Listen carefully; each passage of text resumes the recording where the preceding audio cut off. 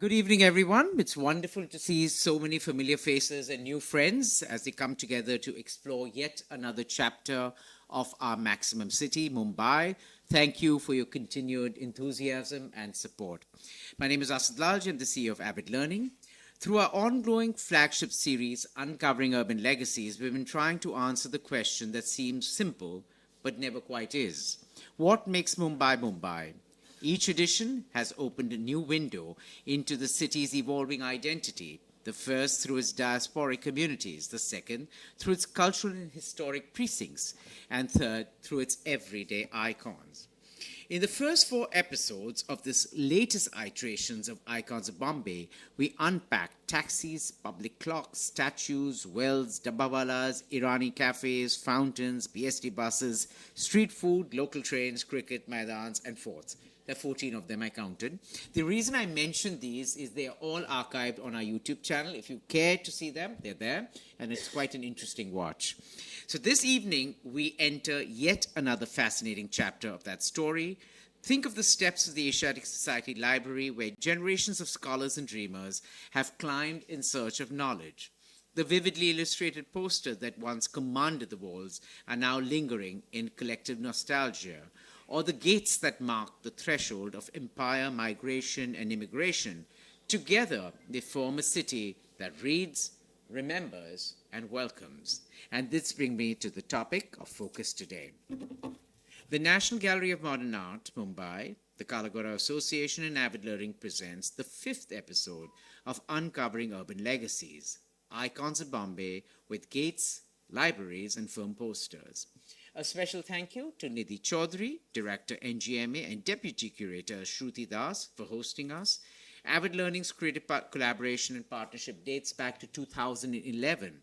Today marks our 57th collaboration as we continue to build on our shared commitment to the arts, heritage, and meaningful public engagement. So without further ado, please join me in welcoming our expert panelist, solicitor, city historian, and antique collector, Rajan Jaikar.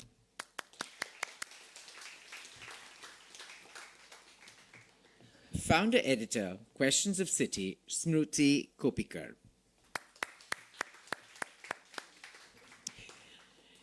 Head and Associate Professor, Department of Ancient Indian History, Culture and Anthropology and Archaeology, St. Xavier's College, Dr. Anita Rane Kothare.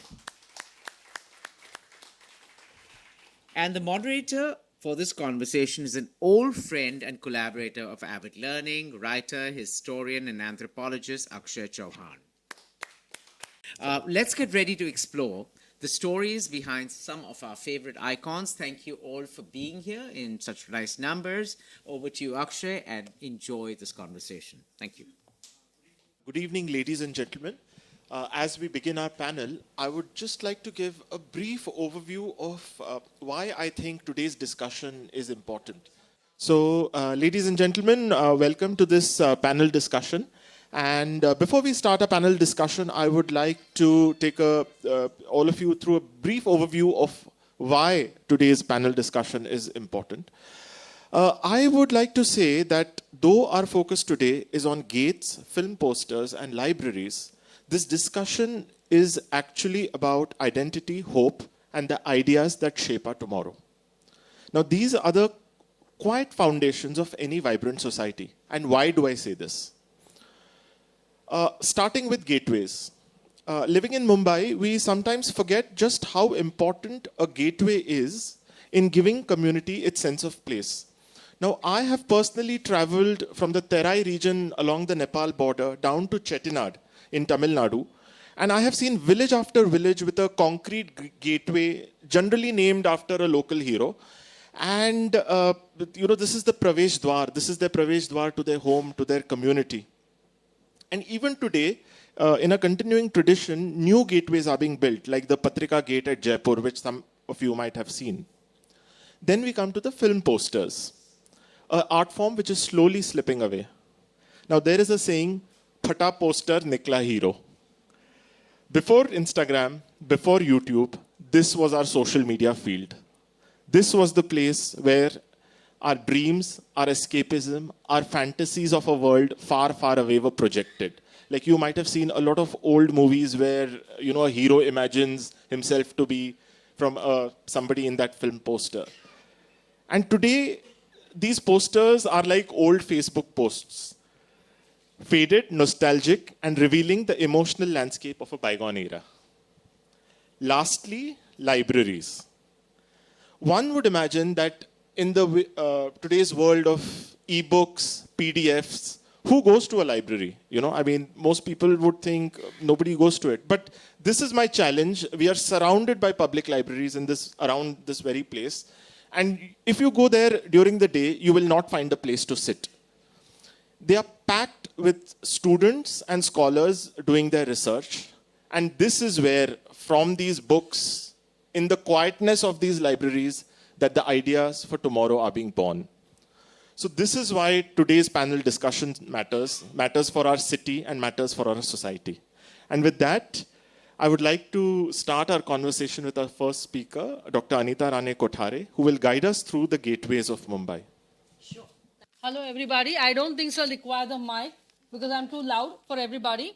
But I'll keep it on my side so I can chat with you all.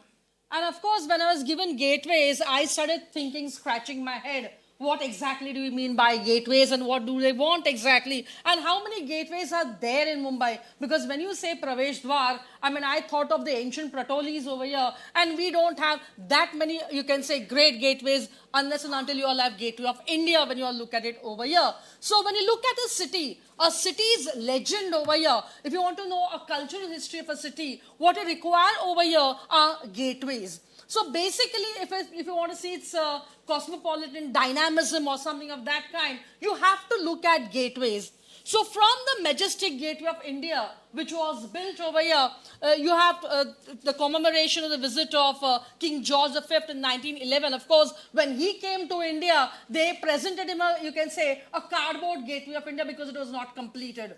Okay, but here are certain views which you all can see of St. Thomas Cathedral over here, and you all have over here the clock. But this is where you have you can say three famous gates over here. That is Apollo Gate, you all have over here Church Gate and the Bazaar Gate. So each of them have their own, you can say, historicity. And one should not forget one gate which is beyond our, you can say, line, and that is Castella di Aguada, the Bandra Fort Gate. Because I could not get the photograph over there, but the Bandra Fort Gate overlooks over Mahim. So it's like a watchdog.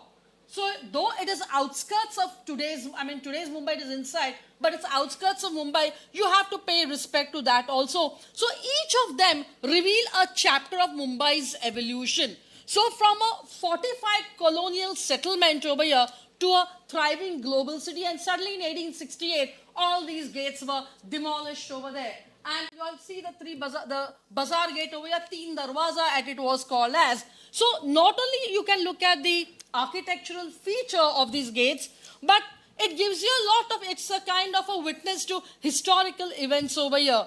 And of course, over a period of time, all these walls were raised down. But till today, we just say Apollo Gate jana hai, Bazaar Gate jana, bhai hai kidhar wo to kahan pe hai bhi nahi. And of course, you all have the naval gates, you cannot forget. I'm sorry, Commander I.C. Rao gave me the photographs of all the gates, but because of security purpose, I could not show them to you all. And as he said over here, you have the Prince Dock, the Victoria, you can say, dock, and the Alexandria dock. Because we Indians were supposed to be duffers, or what you can call as illiterate, they have named them, painted them red, yellow, blue. Those were the colors, like Ballot Pier was a grey gate over there. And slowly things started changing. You had the green gate also. And then that was a domestic gate over here. So now they changed it to animals over there. So you all have Tiger Gate at Mackinac Mackenzie. You'll have the Lion Gate, the Cheetah Gate near Old Customer. You'll have the Elephant Gate. The Elephant Gate was named as Elephant Gate because the trucks could, you can say, enter it from there. So because of the trucks, they named it as Elephant Gate over here. So when you look at all these things, you constantly start exploring these. You all can see these over here, the Gateway of India, and of course you have a sweet pigeons also over there. And then you should keep our next time discussion on pigeons. Next. And I wanted to show you all this gate over here, and that is none other than, you can say, in the Jizamata Udyan, okay, or Victoria Garden. And here you all have prince and princesses over here You all can see them put away. Now, why are these gates very small? Entrance, these 3 arches, so that the Victorias would not enter the garden. Okay, so for that reason, they had this gate kept away. Something very interesting. I thought that you should not ignore these gates as well. Next one. And you all can see over here, this is the Parsi hospital gate, which is also ignored over here. I think we should treasure these kind of gates also near the hospital. And you all have these, you can say, Pravesh Dwar, but this is also a Parsi darwaza over here, for, you can say, built by the Parsis over here in protection for, you can say, Yazid, Avan Yazid, who was supposed to be the earth's, you can say, spirit, a guardian angel, to protect Mumbai. They had done it. Of course, this was removed during the coastal road, and therefore what they have done, it was rebuilt 70 meters away from there. So you all have this Pravesh Dar. When you all go opposite Tarapur Wala Aquarium, you can see this over here. So I feel that we should rediscover these forgotten entrances. And that is the most important thing. If you want to shape Mumbai, you have to look at those gates. You cannot help but not, you can say, ignore them over here. So the city gates are the ones which control our entry. In fact, even this was, the Parsi Dwar was also an entrance into the city. But we tend to ignore, even the Hindus and the Parsis both paid homage over there. So basically what I feel over here is that, though you'll see over here Neo-Palladian style out at the Victoria Gardens, or if you see over here the Indo-Sasanic style, over here they have made use of the Malad stone. We have got to take into consideration the geology also. And we've got to take into consideration the traditional heritage of Mumbai as well. So I think you should not ignore the gates. The gates is an entrance to a new future. So let us enjoy these gates. Our house also has a gate. Let us restore those also. Thank you very much. Thank you, Anita, for, not only for that insightful presentation, but also for keeping in time. So that was really helpful. So now I would request Mr. Rajan Jaikar to take us through the world of film posters. Normally we associate posters with film posters. But this idea of poster, what is a poster? It's a way of publicity. And there was a time when the posters were actually the only way of publicity, because there was no other way of doing it. The posters started not with the film. They started, the first time it started was Altekar's Hindu drama in 1873. Now look at the poster. It has got more information because reading that poster itself, people should go and see the drama. So this is a very simple poster with little art also involved in it. There is you can see some Ganesh Ji's photograph and other ladies' photograph also. So this is how the poster started way back. Now by the time we came to the cinematograph, which is a motion film, you'll be surprised that the first motion film was not an Indian one. It was in fact a film by Lumiere brothers, and that too was held, this particular first show was held at Watson's Hotel. You know that little building at Kalagoda, which is now it is covered, and it is next to the Army and Navy stores. So that was the place, which is not an auditorium, but that was the place where the first film was shown. Within 6 months of the film coming in for the first time in Paris. Now it was not actually a film. It was an accumulation of some 7 1.5 minute film strips. But that was something which was a revelation, because nobody had seen a moving picture till that time. So that also you will see the poster itself has got very minimum mention, because the people are excited by the very fact that it is going to be a motion picture. Then afterwards, came the silent era. So the silent era, the posters became little bolder, and actually the artists started coming in for drawing. You have Kalyan Sa Khajina, that is the one which was in 1924. And at the bottom, I don't know whether you can see it, just above the inverted comma after the word A, bottom, there is a name of the artist which is written as Khire. Then similarly, there was another poster of Dattatreya. Now see the accuracy of the poster. That time the subject of the film used to be mythology, historical, religious, then morality. These were the subjects which were touched. So you'll have a proper poster of Dattatreya, and that too was done by a person called B.K. Misri, famously known as Baburao Painter. Now that was not his name, but that was his profession. So that was Baburao Painter. Then we come to the talkie era, that the first film, Alam Ara. So you see that Alam Ara poster is reminiscent to what was the poster of that Marathi drama. Again, simple poster, nothing much. It was released at Majestic Cinema. I am sure this poster must have been only put up near the theatre itself, because otherwise there was no other avenue. It was not, and only in newspapers. These are the only type of publicity that could be given. Now, after Alamara came a film called Hatam Tai. It was called Hatim Tai, but it was misspelled as Hatam Tai in 1933 with S.K. Murthy as the painter. You will also notice we are right now enjoying the Art Deco festival. So you will see some of the lettering is also Art Deco. So that was the same period at that time when the poster was made. Then the poster of Ayodhya Ka Raja, it was in two languages. It was Hindi and in Marathi, Ayodhya Sa Raja in 1932, which had heroine Durga Khote. Does she look like a Durga Khote? No, because it was immaterial how the poster was made, because the actors were not relevant at that point of time. It was only the subject, Ayodhya Sa Raja, that was more important. And most important thing was that it is written there, it is Prabhat's first talkie, because Prabhat later on became so popular that this was a debut which was done and the publicity was done by this poster. Similarly, now I come to straight away, I'll skip the period just to show you that poster of Battamiz, which is a Shammi Kapoor film of 1966. Even the poster here, look at Shammi Kapoor's body language. It appears that he's going to eat her up, or he's going to do something, or he's too obsessed with the dress that she's wearing. But this is the kind of posters that were made where the accuracy was not the relevant thing. But in spite of this saucy poster, I would say, the film flopped. So therefore, nothing was achieved thereby. Now, important things is about the posters which were made, like Shammi Kapoor's film, Tumsa Nahi Dekha. Now, I'll tell you a little story about this. This was a turning point in Shammi Kapoor's career, but it came after 18 flop films Shammi Kapoor gave. So you'll find that Shammi Kapoor's face is not there in that at all. And Amita, who is debuting at that time as a heroine, she is properly shown as this. But this all changed after this film was a super hit, and thereafter Dil De Ke Dekho and other pictures came, then Shammi Kapoor came prominently. So at that time, the hero or the main person, unless he's a popular one, he was not shown on the poster at all.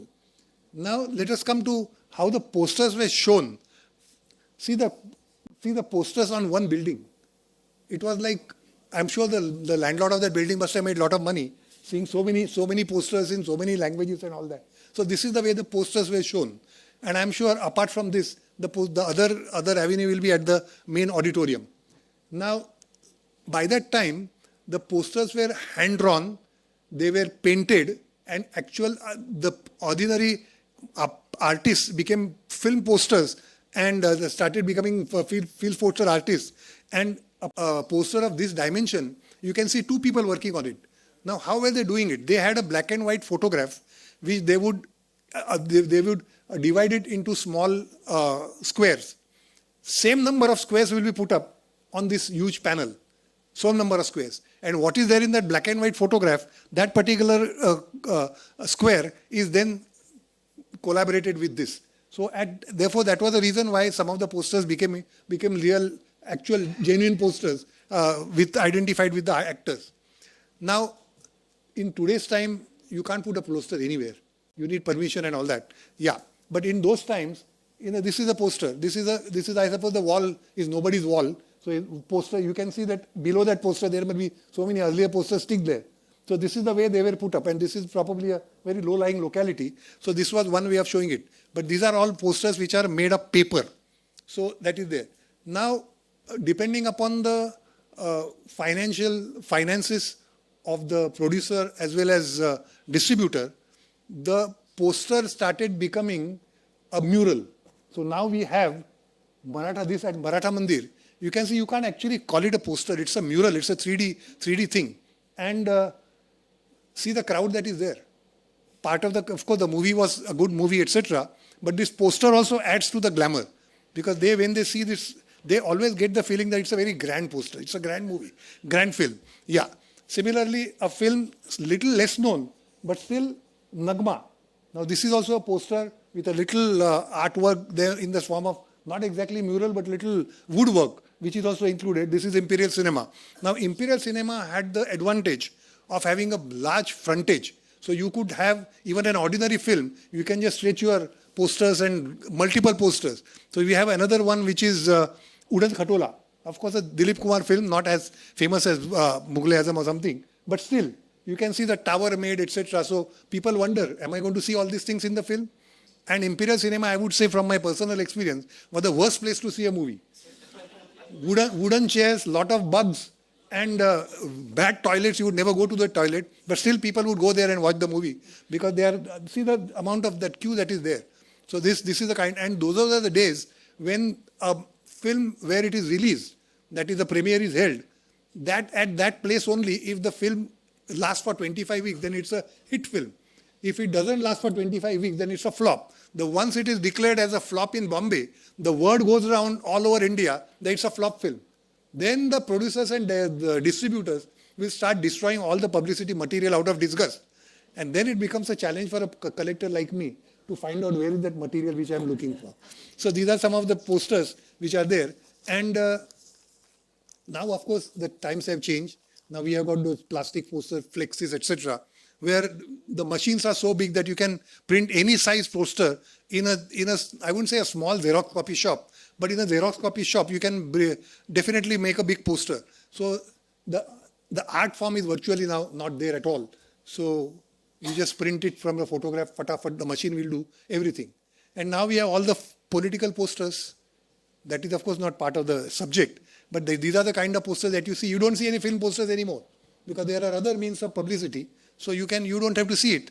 And politicians have to show all this because they want to fool all the people all the time. Thank you. Thank you for this fascinating glimpse into the world of the posters. And, you know, one of your statements about political posters made me realize, I wonder if all those Mitra Mandal, brother, neighborhood Mitra Mandal posters will become collector's item, 50 years or 100 years from now. So now we go to Ms. Smriti Kopikar, who will take us into the wonderful world of libraries. Thank you. A bit challenging after all the film stories, but I'll tell you, I have a few myself. In the last 2.5 years of being in Mumbai, I've gone into more libraries than I did as a journalist for 32 years before that. And that's because of a project I'm doing. So I'm discovering new things about libraries in Bombay. I'm seeing them with new eyes, and I hope to share some of that with you this evening. This, of course, the one on the left is most recognizable. Everybody everywhere knows about it, and all of it. This is one of the first drawings. It's not a photograph, it's a drawing of the Asiatic. It deserves support. Let me just say that much here. This one is also very recognizable. That's the David Sassoon. But that's the story I want to begin with. David Sassoon Library did not even begin as a library. It began as a mechanics institution. It began as an institution to train young natives, and I use the word natives in a very, very advised way, to train young natives with the skills and the training that they need to do jobs in the shipping and the freighting and all of those industries. So this began as a mechanics institution, a place of learning, a place of skilling, and then it went on to becoming the library. Right? This is recognizable again. This is the Bombay University Library, has some of the oldest, and I believe now a total of 792,000 tomes. Okay? I don't know how many of us in the room have ever bothered to actually go and check it or get some sort of membership to go and do it or whatever.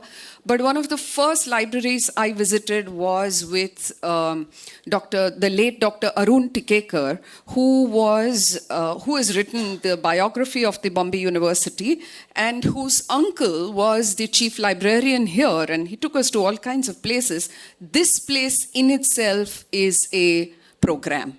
It has so much.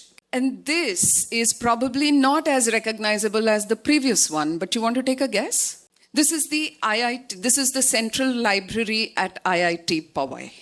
Okay? And can I ask Sagar to just switch between the previous one and this? And you see the difference in the whole imagination of what a library can be. I'm not suggesting that the earlier one is great and this one is not, but it's just different imaginations, possibly responding to different times that we live in, right? And this one is, again, an iconic building, housed a very, very iconic person of this country, but has sort of tended to get erased off tourist maps, mental maps. Everybody asks for Mani Bhavan. Very few of them actually ask for Rajgruha. This is Rajgruha, this is the residence, this is where Ambedkar lived, worked, and on the right, the photo on the right is his work table with the books at the back. They are dusty, they are moldy. We are not allowed to touch them unless you know people in Rajgruha, then you can possibly even request a photo on the chair and put it up as a Instagram post or something, but usually they don't allow that. This library, in Rajgruha, on the ground floor, is Ambedkar's personal library. And it is open. We can go and see it. Very few of us do. And this brings me to the first point I want to put before all of you today, which is that I've begun to see libraries of Bombay in 4 categories or 4 buckets. The first is, of course, the Asiatic, which is the public library, free, all of that, maintained by government grants, and we have to push governments to do their job on it. The second is the institutional libraries, which we saw, the Mumbai University, the IIT. TIS has a library, TIFR has those libraries. I think many of us in the room are old enough to remember that there used to be a USIS library opposite Marine Line Station, and it was, for me, for people of my generation, it was quite the thing to be able to get a USIS membership and read some of those international papers and magazines at that time, The Atlantic and The New Yorker, because you'd never get to lay our hands on them earlier. Now I get them on my phone.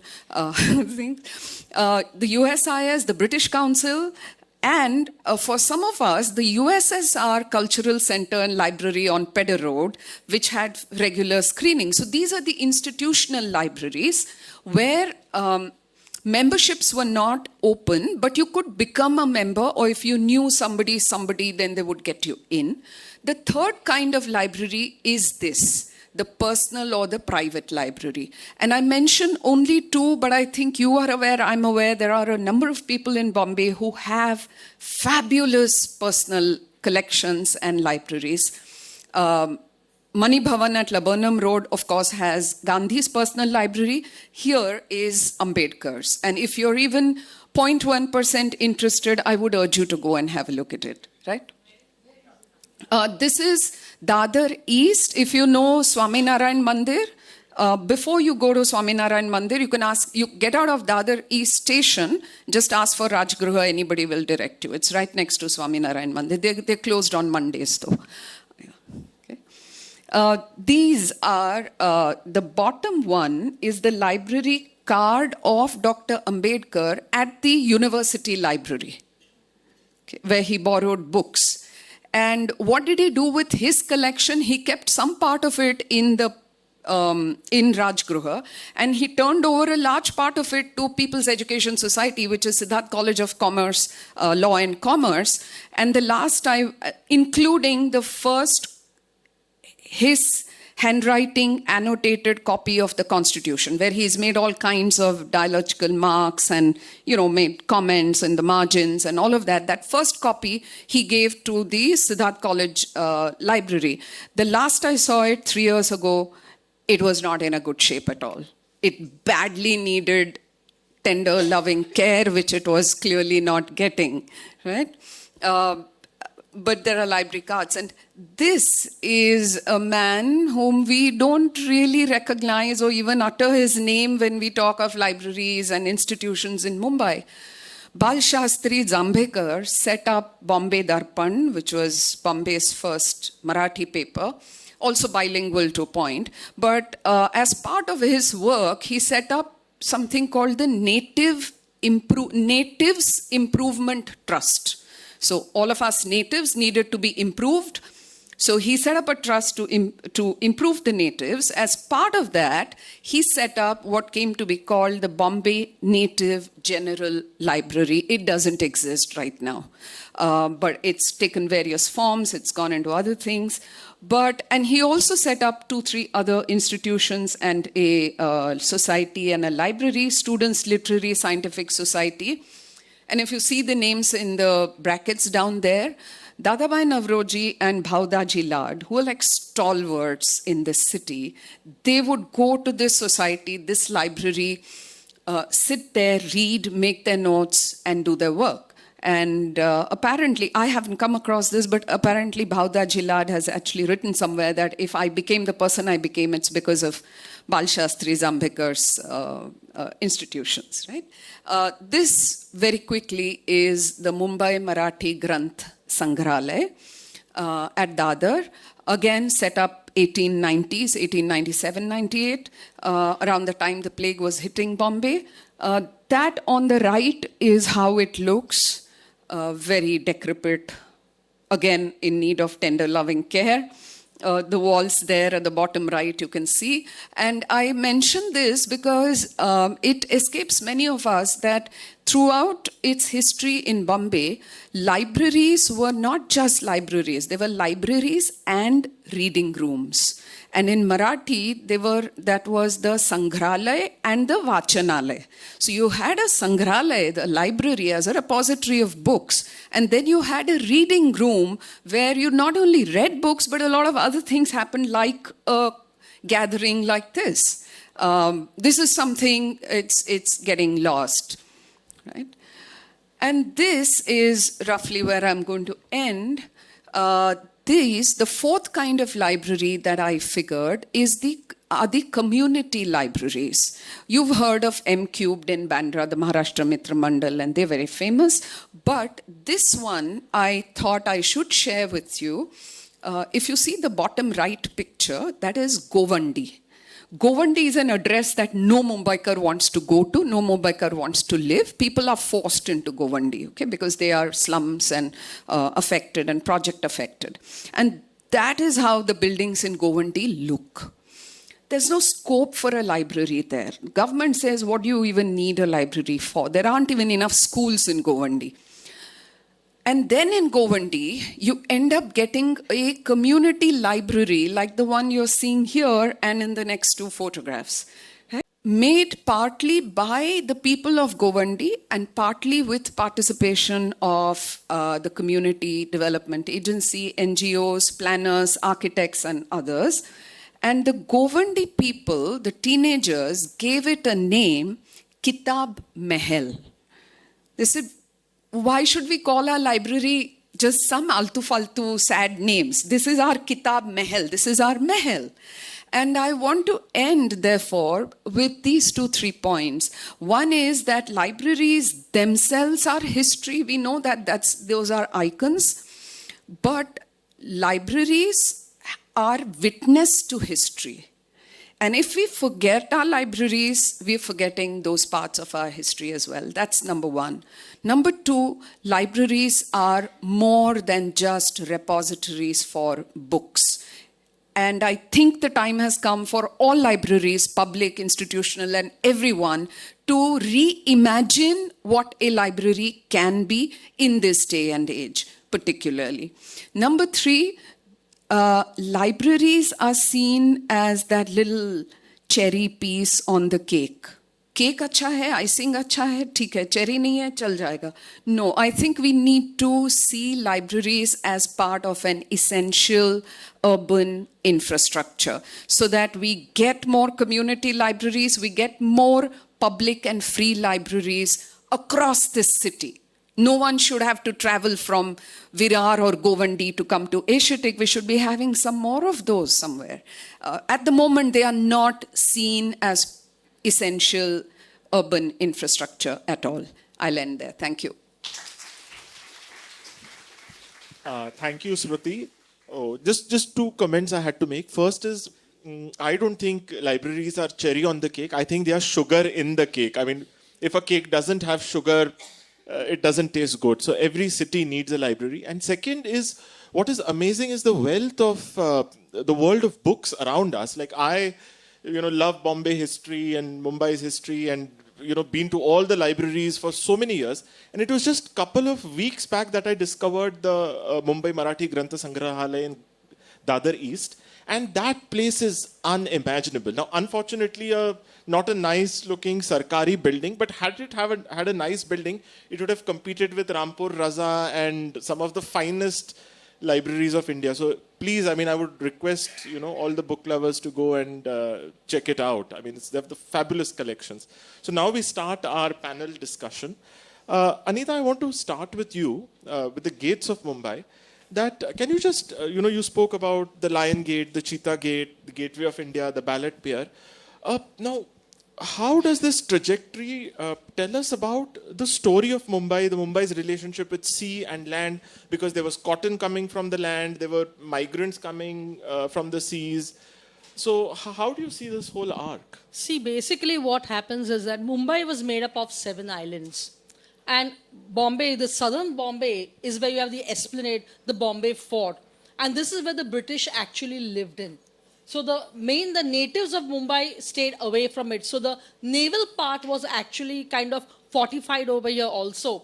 And there were 3 entrances for the, people to enter. Now, when you look at Apollo, it was meant for dignitaries over here. Bazaar Gate was meant for public over there. Church Gate, if you go to see, today is where Hutatma Chowk is. You had people coming from the sea. The sea was very near than we see today. And they could enter from there and they could see the St. Thomas Cathedral. And of course, there was a time when the bells would ring and after sunset, within 15 minutes, they had to vacate and they used to close the doors over there. And there's Apollo Gate also. And today, if you also go to see, there are 5, places from where, to go into Aparanta or Konkan region. And plus, you had the Navy. And therefore, they required a Navy for maritime over here because you had, people going in and out into Konkan, people, migrating also, people coming in also. And we have names which tell us about, like, for example, you have the Masjid Bandar. You have, people coming from there, that side also, and they had to keep a check on all these things. So for people, for themselves, they had made all these, colored doors for all these, naval gates around. And later on, of course, they changed it to different, names. But this was meant for discipline purpose that they had done also. Naval gates were different, and these entry into the city was there. But of course, when the city began increasing over there rapidly, they had to demolish it by 1868. That is how it happened.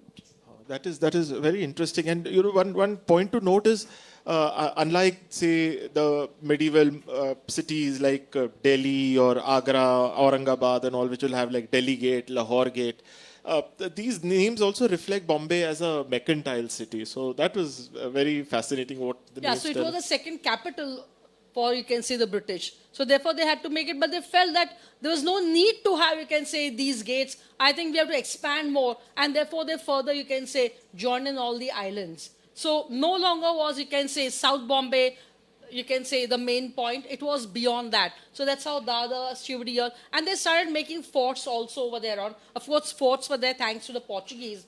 But then they saw even beyond that Bandra.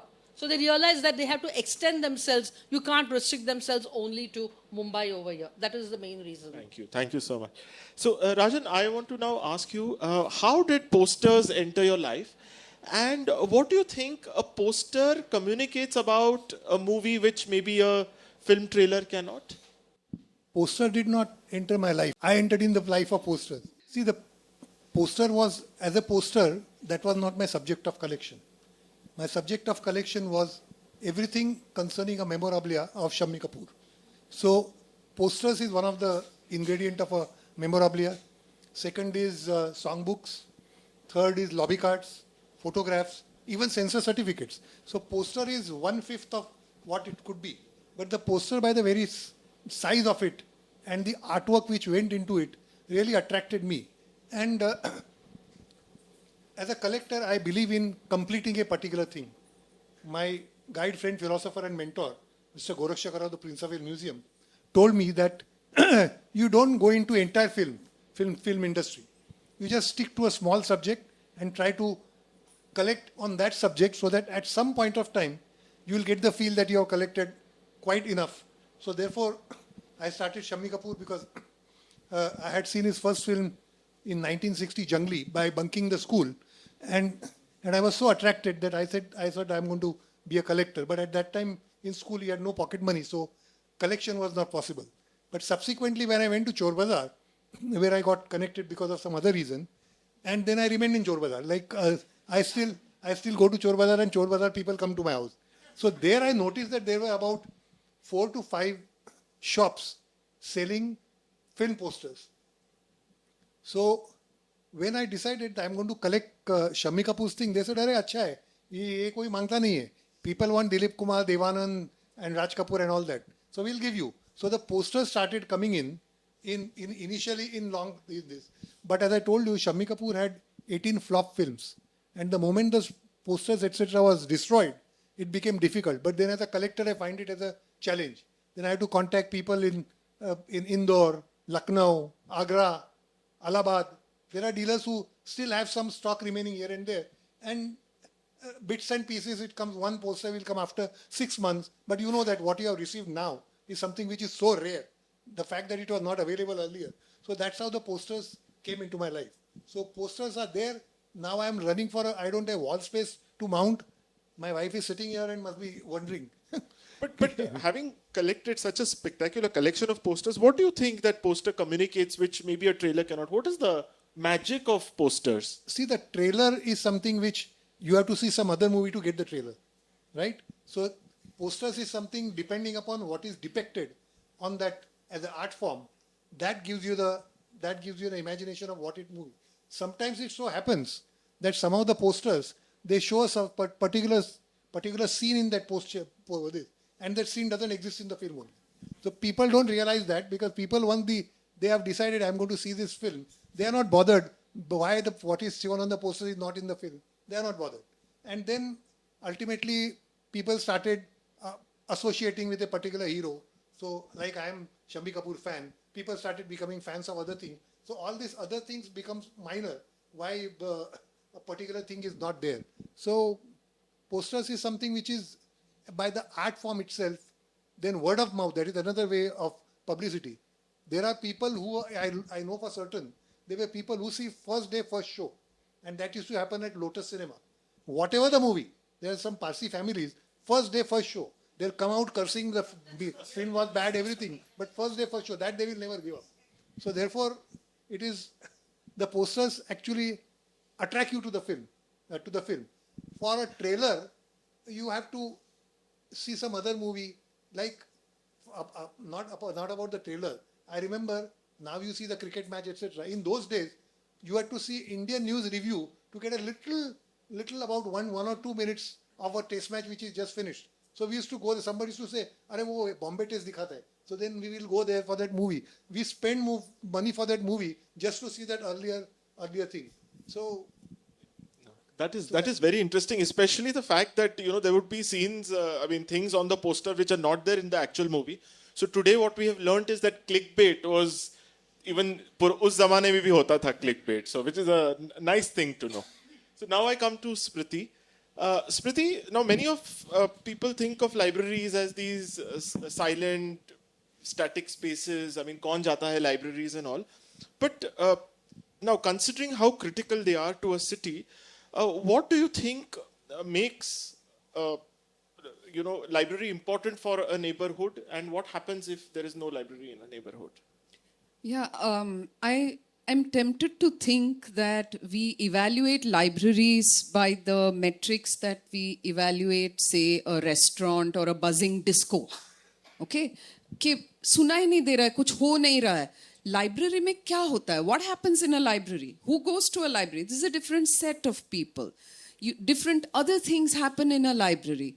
And so the imagination of what a library is, I think, was very robust back then in some of the slides I showed.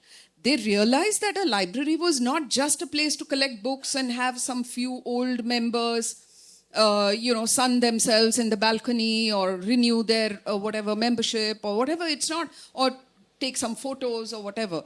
That these were places of people gathering.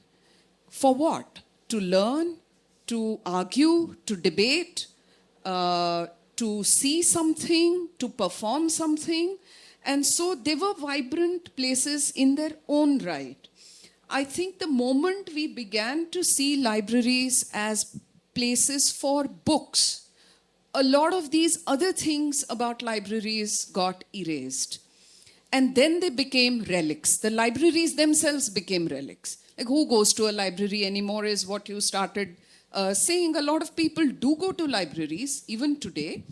But a lot more people can go to libraries if they are made more than just places for books. That is my contention. That's my advocacy, actually. And it need not just be a David Sassoon when Kala Ghoda festival happens, which it does, and it's a fabulous venue, as many of us know, the book readings and all of that. It need not be just the steps of the Asiatic during Kala Ghoda.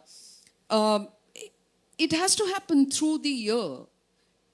And we need more such spaces through the suburbs. Just to add to that, so this, what I had said previously, that if you go to any public library, you will not get a place to sit.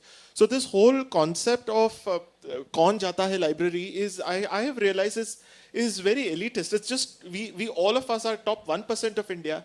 And even today, the libraries are packed with students, generally who need that silent space where they can sit. They're preparing for MPSC, UPSC exams. So how do you think this reimagining of libraries also has these reading rooms and not just place for books will happen?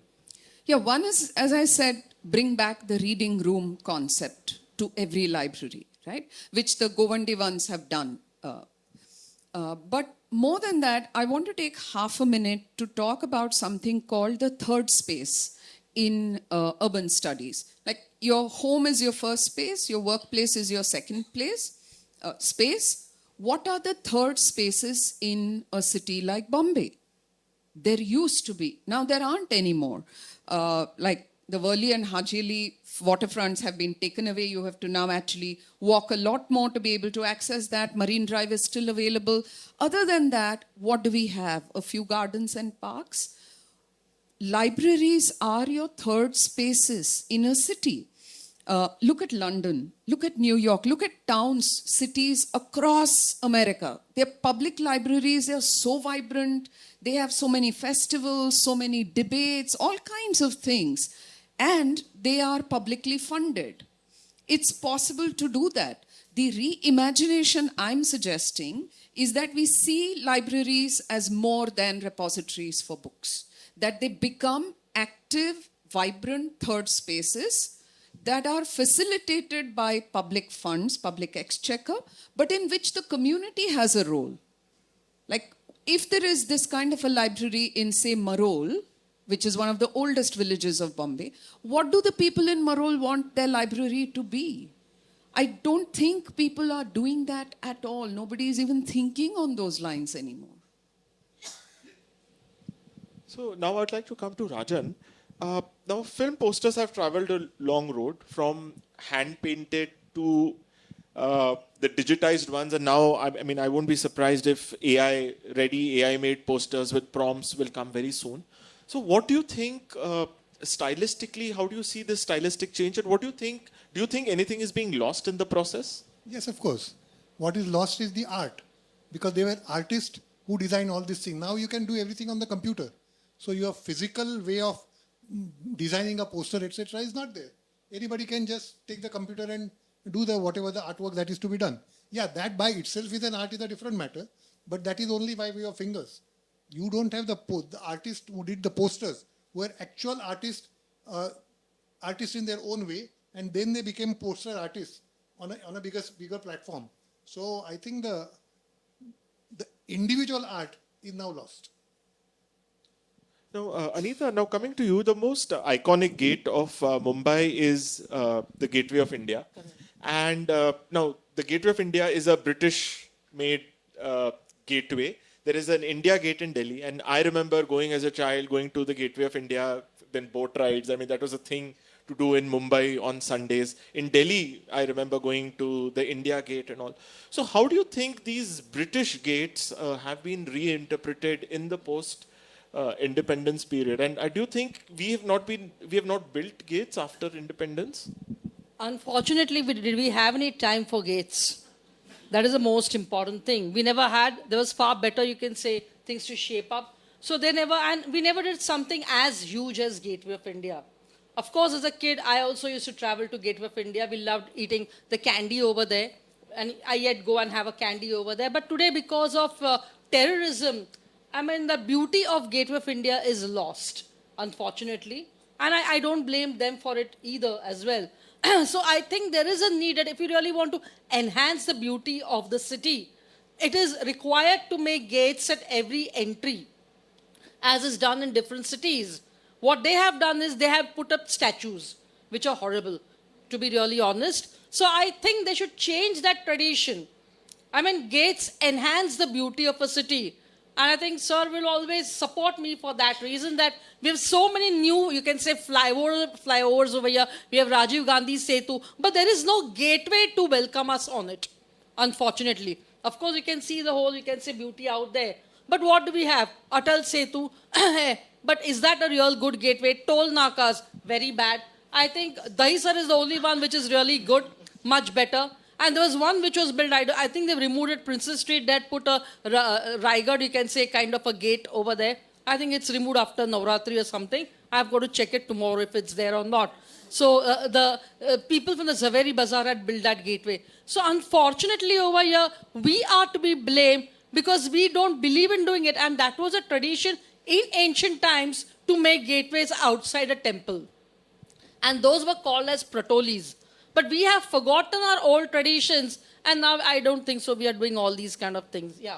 So you know what is interesting is that some cities are getting it right. Like I'll give you an example of Kolhapur. Kolhapur had that old 70s style, filmy style gateway on the Panchganga River, and it's very dramatic. So you cross it and then you enter the city. And right now, recently it was demolished. I think they're building something bigger and better. And the outpouring of, nostalgia and love on social media. So this India, we traditionally have this, as I said, in villages, I have seen a lot of love for gates and all. I think it's just, we in Mumbai, we have lost that connection. Where Mumbaikars don't have time, unfortunately. So even when I went to Talegaon just day before yesterday, they had you can say, Pravesh Dwar, Talegaon Dabhade welcomes you. So you feel very happy when you go over there. When you come into Mumbai from Vashi, you don't have anything of that kind. You just pay the toll and you're out. Over there. So I would blame the cultural minister for it. He should take the, you can say, initiative and build these Pravesh Dwars. Okay, so, but maybe, with the changing times, like I love Bandra and I love Santa Cruz. Those selfie points are the identity markers for us today. Those have become so the government has realized that, it's the selfie points which have become the Pravesh Dwars. Can I just add something? Yes. Yeah. See, the fact that when King George V came, there was no gateway because it was built subsequently in commemoration of that visit. But when he visited the city, there were so many gates which were put up, temporary gates. So what was the purpose of that gate? It was only to welcome him. There were at least 7 gates which were put up during his entire tour of Mumbai. True. Okay, so now Rajan, let me ask you another question. That now, the history, like, in the last time you said that, poster making was an art, and when it gets digitized, that art gets lost. Now, there were these people were great artists, like Baburao Painter. I was really surprised to see that marvelous Dattatreya by Baburao Painter, who's done some fabulous paintings. I have seen them in a lot of museums in Maharashtra. And then there were others like Ram Kumar Sharma, Divakar Karkare, who worked under immense pressure with very little budgets. So how do you think we can popularize these artists? Do you think it will happen with the collectors as it happens with paintings, or how do we build their legacy, preserve their legacies? First thing is preserve the legacy. So whatever their artwork is available, that should first be preserved.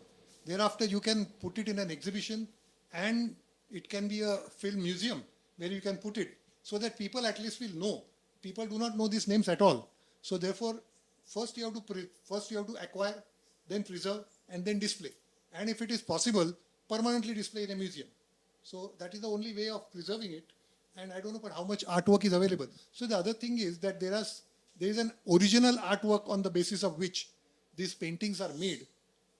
That artwork also is lying somewhere. It's not destroyed. I luckily have an artwork of one Shammi Kapoor film, Shammi Kapoor Madhubala film. So that is the original artwork that I have. So first we have to find out where those artworks are and then acquire them, because that is the basis on which the posters are printed. So that's the only way to this. And if those people, apart from this film posters, if they have introduced to some other art form, like whatever, in any other artwork they have done, that should be also found out and kept somewhere.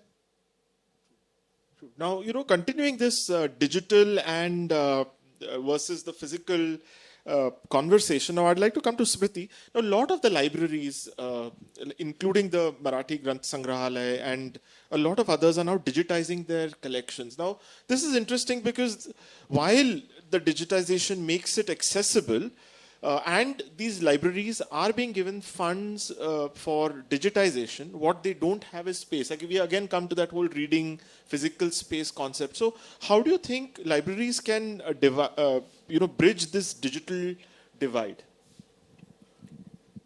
It's a very large question that you ask, but libraries on their own can't bridge any divide.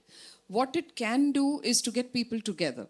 I think the digitization is at two levels from what I have seen in libraries of Bombay. One is to be able to digitize and put on microfilm some of the really rare treasures, which is an ongoing project in a number of libraries. They're doing it to the extent that they have finances. CSR money is helping that. So that's one part of digitization. The other is to make the books that they have available digitally to an audience, to readers or to whoever wants to access it. That somehow has been a little slower. That can be a lot faster. It can be publicized a lot more. But digital divide, I don't think libraries can take it upon themselves to bridge that digital divide. They have to adopt digital technologies, which they are doing in some measure. But what is critical here is, again, the finances. Maharashtra happens to be one of the few states to have a Public Libraries Act. And that was enacted back in 1967. And it was modeled on the US Public Libraries Act, which dates back to the 1850s, to the 19th century. So there is a law, there are acts in place that can allow for public funding of this public space. Why is it not happening? Because nobody is asking for it. If you ask for a paved road 10 times, maybe we will get it. But we are not asking for that kind of a library space anymore. Nobody is doing dharna to get more money for the Asiatic, either with the state government or the central government, right? And so I think, do we care enough about libraries to demand that they reach out to us, that they include us, that they become spaces that we go to often enough? I don't think we are doing that demand either as people. And so the powers that be are content. It's okay, let the space be. You go there, click a few photos, put on Instagram, looks good. But library as a library, whatever. And so it's only the people who really need that third space. Like you said, people come there, study, students, they go there. But surely there can be a lot more than that, right? We are not tapping it. It's library as a vibrant institution, like people in Govandi were able to make it in that godforsaken, filthy slum rehab area. I think needs an imagination. Do I want a library here? What do we want this library to be? Libraries bridge divides, not just digital, but bridge divides because they're able to bring people together. You're able to sit and listen to people you might have not otherwise heard. And I think you will agree with me, it cannot be more important at a time like this when everybody is glued to their phone and the social media has become everybody's best friend.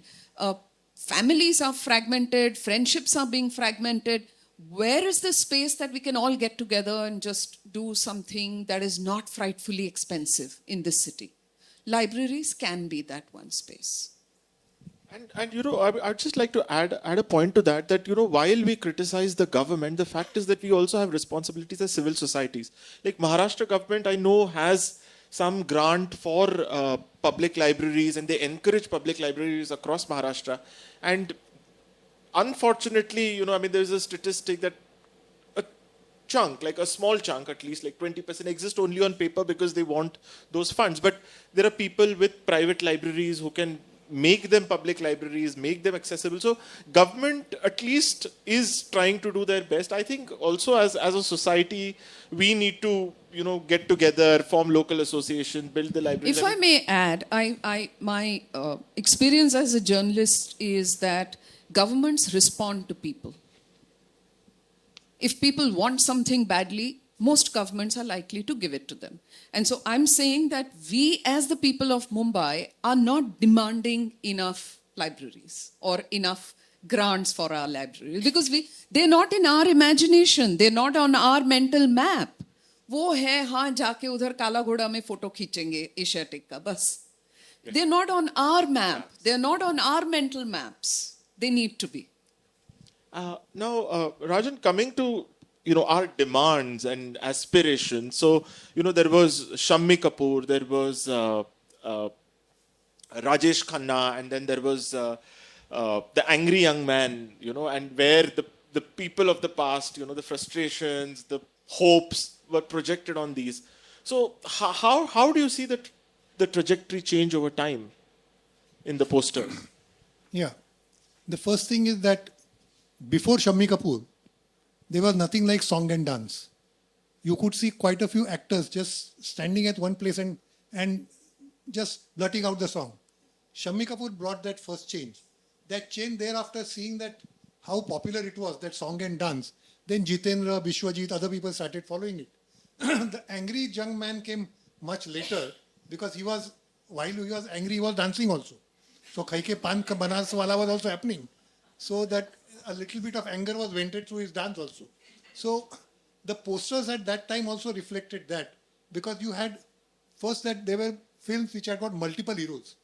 So everybody's face has to be on the poster. So when people see that there are so many cluster of like film Waqt, I remember the poster. That poster had to be so big because there were so many actors and actresses that at least their face has to be shown. So this particular poster itself reflected a lot of things. And angry young man once at that particular trend becomes like Rajesh Khanna never was an angry man. He was a happy young man and he had different type of roles. So angry young man, when that concept worked, thereafter a lot of angry young men started coming in, like Roshans and Rishi Kapoors and all that. So this particular concept was, once that concept becomes a fad, then next generation starts following it. Like Shammi Kapoor's dance and song and dance started, Vishwajit, Joy Mukherjee and other people. Yeah. So ultimately this particular concept has to be so popular that the next generation feels that I must continue. If Amitabh Bachchan has succeeded, I will also succeed with that. So that's how that particular thing was carried forward. Now, just a follow-up question that now posters which are there with you, or even a lot of people in their private collection, they might have. Now, these are fragile, So, how do you think they can, maybe partner with local museums or preserve them? And second, especially this lovely talk that you gave, it's a part of film history. So, how do you take the story of the posters to a common man? First thing is that depends by the time that poster comes to me, in what condition it has come. Is it in mint condition? Is it a used one? Is it broke? It is torn? Then if it is torn, then I have to repair it. I remember when I had done the Shammi Kapoor exhibition at the Prince of Wales Museum, the advantage was that not all exhibits were in a displayable form. So I had to go to the conservation laboratory and have them restored. There I was told that if you have to keep a poster, you have to first frame it so that it remains. And you have to ensure the back portion of the frame all the time. Because if you mount it on a wall which is, say, it has got it is a little wet wall, then the fungus and other things will come in because you are dealing with paper. So therefore, only way to preserve it is that it should be in proper condition. Now in my house, I cannot control the temperature. I can ensure that it is on a wall which is quite dry. But otherwise, it has to be monitored all the time because you are dealing with paper. And the way public can reach it, either you can come to my house, I'll show it to you. Otherwise, wait for my exhibition to happen, and eventually maybe if I feel that I have to give it to a film museum like we have at the Pedder Road, I might give it there and then people can see it. Now, taking culture and history and heritage to the common man. Now, Anita, I wanted to ask you. Now, Gateway of India has now become a venue for events and things that they are happening. Now, even in Delhi, they have opened monuments like the Safdarjung Tomb and all for events, musical sessions, and all of that. So, how do you see this helping the common man connect with an icon? I think in that way, they will not ignore it. So in one way, that monument once again stands, the gate stands over here. It witnesses whatever had happened in the past. So even I remember Lata Mangeshkar singing over there at Gateway of India. So these are memorable, you can say. So it kind of, you can say, recollects like how the British Army left the country from there. Maybe that photo may not be known to everyone. But then now this becomes your own monument, and actually, though the British may have built it, it was done by our artisans. They have made use of our stone for it. So I think maybe it might have, you can say, got a Saracenic kind of a, you can say, style, whatever it may have. That is a part of Mumbai. But it brings back all that, you can say, glory to us when we perform events in those places. So the monument and the area becomes alive. So I feel these kind of gates will help us, you can say, create that kind of an atmosphere. So we should not ignore these kind of things. That is what I feel. And even when you look at the gates, the naval gates over here, I think they should organize heritage walks around, at least from outside, so that people become aware of our heritage. Otherwise, our docks are dying. That's the most important thing. So, Smriti, my last question will be to you before we open it to the audience for questions. And I would like to end on a positive note. And you have previously spoken about the M-Cubed Maharashtra Mitra Mandal Library. So, what are the learnings of such a project? What can we learn from it and replicate it? If you could just tell us more about it. That community libraries have a place in urban life. They are needed. We need more of them. Niche libraries are needed. So, say for example, feminist library. One of the oldest and popular libraries in London, some of you may be aware of, is the Women's Library or the Feminist Library that was started back in the 19th century. It went through several iterations, and it is now one of the most visited places, especially for a certain kind of people. Niche libraries are coming into vogue, and we can do more of them, like film posters. And so the scope is huge. Like you pointed out, and like I said, there is some amount of public funding, but there is also a need for community involvement to happen. If we can get that going, I think we will have a resurgence of libraries. They're not going to be dead in the AI era or digital era. They're not going to be dead. So, thank you. So, just to summarize the discussion before I open for the audience questions, that yes, monuments are important. They are the markers of identity, the great statues, the statues of great leaders, of religious figures. But even a city like Mumbai, Bangalore, we need cultural spaces, we need cultural markers for our community identity, because knowing the state our cities are in, I think that will, make us, the Mumbaikars, Punekars, Delhi walas, help shape that identity, and hopefully our cities will improve. So with that, I'll open it for audience questions. Hello. Regarding libraries, because I am a member of many libraries and visit them, a couple of lakhs of crores are spent on infrastructure for city. What is the state of funding for libraries by government? That is one small question. An added question is, despite the mention that the libraries are full of students, one of my study being a teacher that the attendance in library in a particular types of colleges 8%. How do you change that? I think the government funds Akshay referred to, I referred to. There is a public fund. There is a fund for public libraries. At least in the Maharashtra government, there is. In the Bombay Municipal Corporation, there is.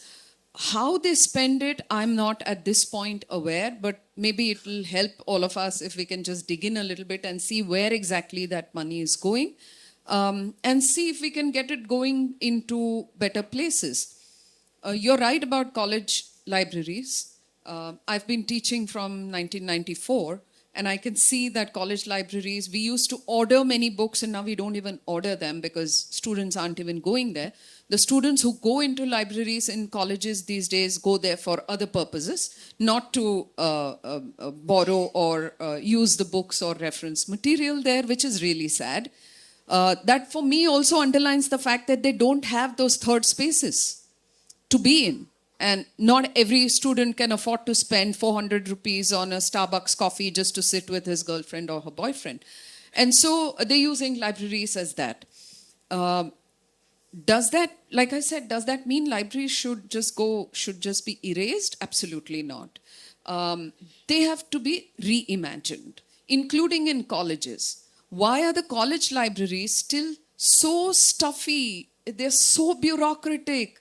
Without a library card, without this, without that, you can't take a book. 10 copies of a book are lying on a shelf. There is no requisition. But because you did not apply for it a week back, the librarian is not going to give it to you today. I think we just need to loosen up a bit. And why am I urging so passionately to make libraries vibrant spaces is because Mumbai has got this unfortunate title of being a de-intellectualized city. Delhi has the intellectuals and Bangalore has all the think tanks and thinking people and intellectuals. And Mumbai is a commerce city, glamour city. We don't do that much, which is not true at all. There's a lot of intellectual life in Mumbai, and a lot of that is in libraries, and we need to be able to reclaim that, including in colleges, for which I think college administrations are responsible, not the government, obviously. People in the audience who are of a certain age will remember that there was a time when something called a fountain pen was used. Okay, now in the bank, if you signed with a fountain pen, you got your money. But if you signed with a ballpoint pen, they say sorry. You have to sign with the ink pen in order to withdraw money. So that was the state in banks at that time. Just about 50 years now, they don't want you in the bank. They want you to sit at home and do everything through the net. Now, I'm wondering whether a similar technological shift is taking place in the subjects that you have discussed, which is going to become like a step jump into the future.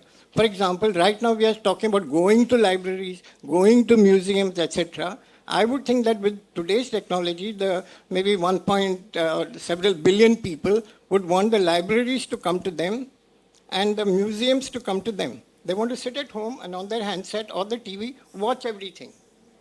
Okay, now when that situation has come about, how important are these details about timings and what's there and what's not there? And as the lady mentioned, she had the Atlantic on her handset. You can get every book today on your handset, every book. So, sir, my reply to that would be that I have realized that this is just we are still top 1% of India. I mean, I love digital archives. I mean, I can access it, even the archive from London and around the world. But for 99% of Indians, a quiet place at home is a luxury. They're still living in small homes, I mean, to concentrate, to study, to access. And that is where I have realized that, these shared libraries as reading rooms become very important, especially for, not the top 1% of India. If anybody would want to add something. It's like he said, and like I've been saying through the evening, the reimagination is really for us to see what the libraries can be. In Nashik, just in Nashik, one man started making neighbourhood libraries about a few years ago because there was a demand, and they now have 29 of them because people want them.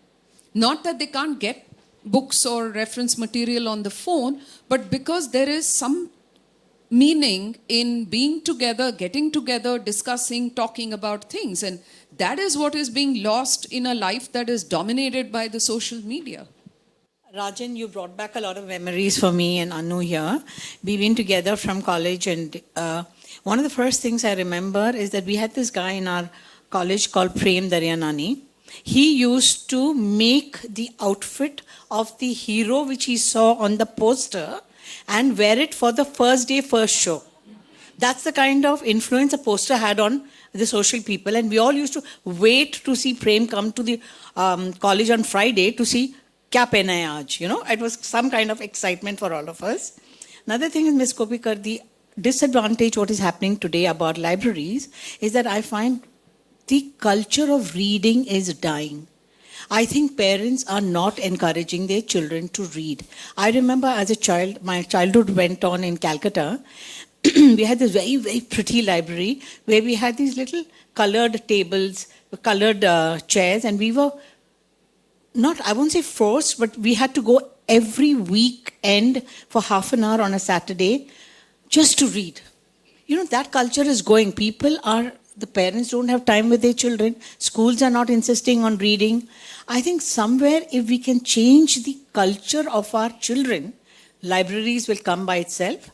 And talking about funding, I think this M-Cube that you talked about in Bandra, I go there pretty often, which is actually a self-sustaining thing because events happen there.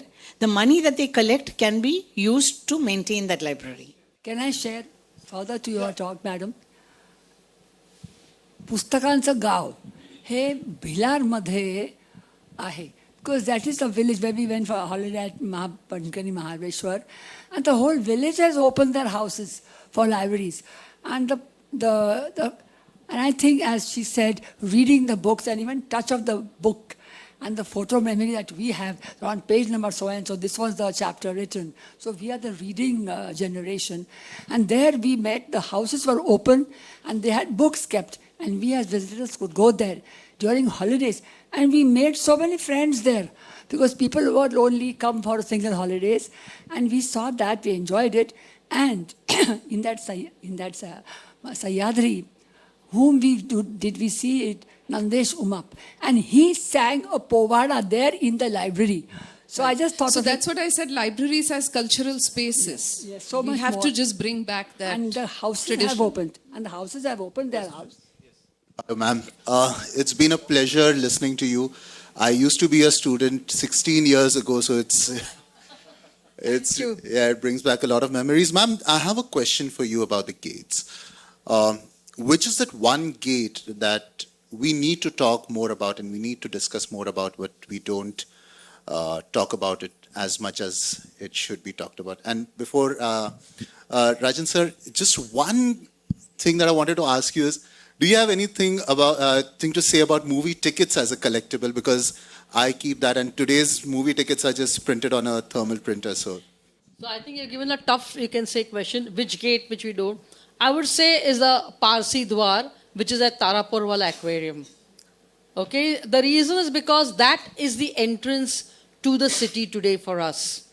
Okay, and I felt very sad when it was shifted while they were making the coastal road. And they have again put it. And actually, it is the community which is praying to, you can say, Yazat over here, the god of, you can say, maritime, you can say, life over here, and the sea and the water. And if Mumbai wants to survive over here, we also ought to pray so that you can say we are all protected. So I think we have neglected it. They have shifted it back again over there, whatever it is. And there are people offering over there. I think this is one gate which is ignored by everybody. So that's what I feel. I'll just answer that, yes, as far as the cinema tickets are concerned, it's a collectible. And today's tickets are, as you know, they disappear, the paper becomes blank easily. Not only cinema ticket, but the BST tickets also. And I've got a huge collection of that. Thank you. So I'll hand it over now to us. You want to wrap? It was a very insightful discussion. And as I said before, that these things are important for a city. And but it's not just the government. I think we, all of us as citizens, have a responsibility, and Mumbai is an intellectual city, and Avid is making it to be. Thank you. You know, I since I have the mic, I'm going to make a couple of comments and observations. Delhiites believe Mumbai is de-intellectualized. That's why we live in Mumbai. But Dr. Anita, you mentioned about the Gateway of India, and King George V came in 1911. When he came there, it wasn't ready, but he came to another place at that point of time. It was the Royal Opera House, which also wasn't ready. It was inaugurated in 1911, but completed in 1916. They had curtains and carpets to fake inaugurate it.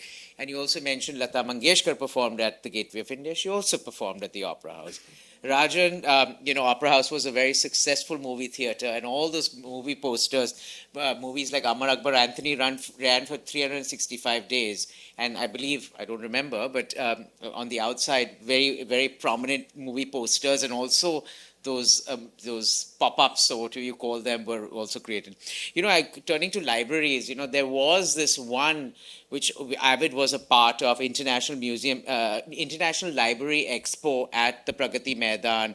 I remember moderating a session there. It was great hope to put the libraries on the right track. But that said, we do programming at the Asiatic Society, and we feel their pain. In fact, we still have a session going on there on the 2nd of December if anybody wants to come. But the David Sassoon Library, we've been programming that, putting on my Kala Ghoda hat on since almost 15 years now. And it has been restored thanks to private partnerships. But you see the trend. I used to go there, for many years, and I used to see the kind of kids and people studying for exams. And now you walk up there, people are on their laptops in the library, which is a different kind of use, whether it's a hybrid between a reading room and a library, or it's just a place to hang out. But on that note, thank you all for being here in such great numbers. Thank you to our partners, the NGMA, Nidhi and Shruti, and the Kala Ghoda Association. I just have to do some Avid plugs right now. We have 3 days of continuous programming happening. Tomorrow we have Rehmat-e-Nusrat, an evening of Qawwali, Ghazal and Sufi music at the Opera House. That's back for the 3rd time. On Friday, we have the launch of There's a Ghost in My Room by Sonjoy Roy, the man who has created the Jaipur Literature Festival. So if you all want to come there, please just register and pop in. And on Saturday, we have our annual FICCI, the Federation of Indian Chambers of Commerce and Industries, Creative Industries Symposium, called Cultural Continuum, for policymakers, creative professionals, citizens.